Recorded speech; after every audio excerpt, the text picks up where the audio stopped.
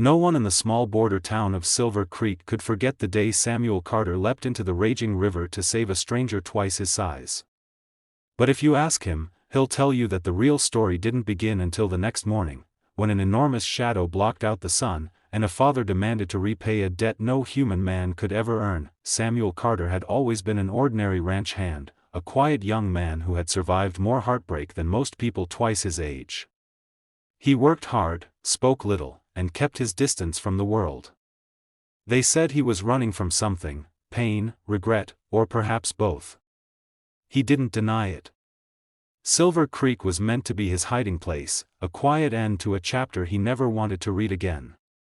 But destiny, it seemed, had no intention of letting him rest. It happened after a violent summer storm. The river had become a beast, snarling, roaring, hungry. He heard the scream first. A desperate cry ripped through the thunder-filled air. Samuel threw off his coat and ran. On the riverbank, he saw her, a woman unlike anyone he had ever seen. Her skin was bronze, her body towering and powerful, yet the terror in her eyes made her look fragile, human. She was being swept away by the wrath of the current, her hands thrashing for anything to hold onto. Samuel didn't hesitate. His boots struck the mud, his heart pounded fire against his ribs. He dove into the water as though fate commanded it. The current tossed him like a rag doll, slamming him into rocks, dragging him under. But each time he resurfaced, he'd reach for her, until finally his fingers caught her arm. She was heavy, so heavy. Muscles screamed as he fought the river for her life. He didn't know where the strength came from, desperation, maybe a touch of madness, but he refused to let go. Inch by inch, he pulled her toward the shore, lungs burning, vision fading. When they crashed onto the riverbank, Samuel collapsed, exhausted, trembling, and soaked in blood from cuts he hadn't noticed. He looked at the woman beside him. She was breathing, alive. Her eyes opened, dark, ancient, full of a strength he could barely comprehend. She stared at him with disbelief and gratitude, her voice soft but powerful. "You saved me, a giant Apache," she whispered. "Why?" Samuel didn't have an answer. Maybe deep down, he feared losing another life he could have saved. She gripped his wrist gently, though her hand could crush stone. "My name is Nayeli," she said. "I will not forget you." Before he could speak again, she rose, still weak, and disappeared into the forest as silently as a falling leaf. Samuel lay there, confused and aching, wondering if he had dreamed the entire thing. By sunrise, Silver Creek buzzed with rumors. Some said he had rescued a spirit. Others said she was one of the ancient Apache giants from the old legends, protectors of the land who seldom revealed themselves to ordinary men. Samuel brushed off the questions. He wasn't a hero. He was just a man haunted by his past, trying to outrun memories that refused to fade. But everything changed the next day, when the earth trembled beneath thunderous footsteps. Animals fled, windows rattled, and children cried. Samuel stepped outside, gripping his uncertain courage.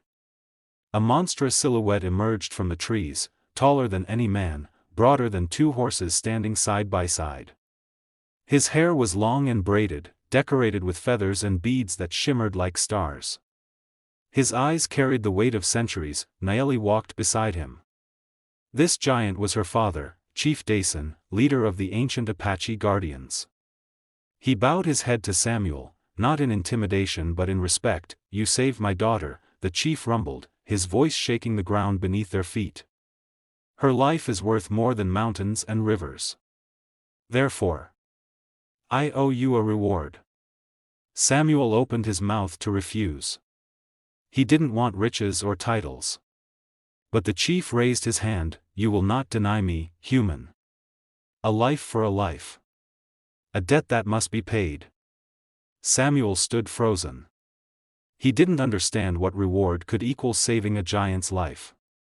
He didn't want anything. And yet, deep inside, a quiet fear whispered, maybe the chief would demand something he wasn't prepared to give. That was when Chief Dason delivered his command, and Samuel's world split open, forever changed. The chief pointed a massive finger at him. "You will come with us," he said. "You will join the Apache Guardians." Samuel stumbled back. "Me? Why? I'm no warrior." The chief's eyes softened, but only slightly. "My daughter told me your heart is brave. But she did not tell me, your heart is broken too." Those words hit Samuel harder than the river ever could. Nayeli stepped forward, her expression gentle. "We know pain. We know loss. But we rise. And we heal. Come with us.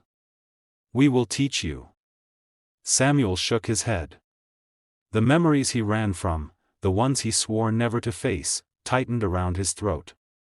"I can't," he choked out. "You don't understand." The chief didn't let him finish. "We understand better than you think," he said. "Pain makes a man choose isolation. But you chose to save a life." Silence wrapped around them. Samuel felt exposed, vulnerable, like they could see every scar on his soul. "Why me?" he whispered. "Because you believed her life was worth saving," Nayeli answered. "And now we believe the same about yours." Samuel stared into the forest, where the shadows hid secrets and the wind carried songs older than time.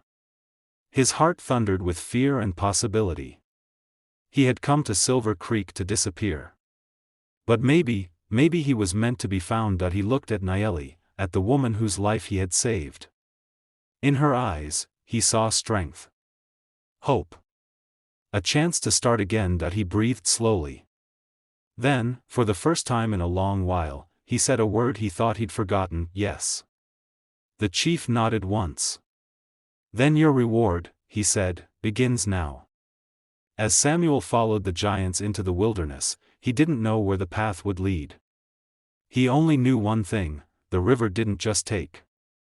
Sometimes, it gave life back, and his story was only beginning.